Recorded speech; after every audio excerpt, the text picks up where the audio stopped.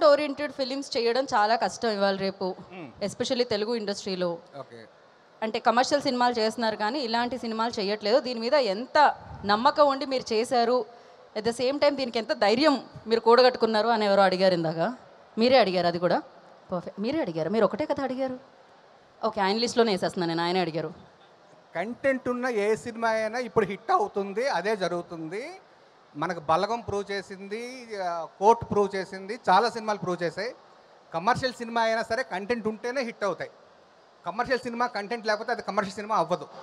So content ఉంటేనే కమర్షియల్గా hit అవుద్ది. సో మనం కంటెంట్ నమ్ముకుంటే cinema super duper hit. That's it. So Vijay గారు సింపుల్గా చెప్పింది ఏంటంటే మీరు లాక్ చేసుకోండి, కంటెంటే హిట్, మీ మీద ఒట్టు అంటున్నారు ఆయన.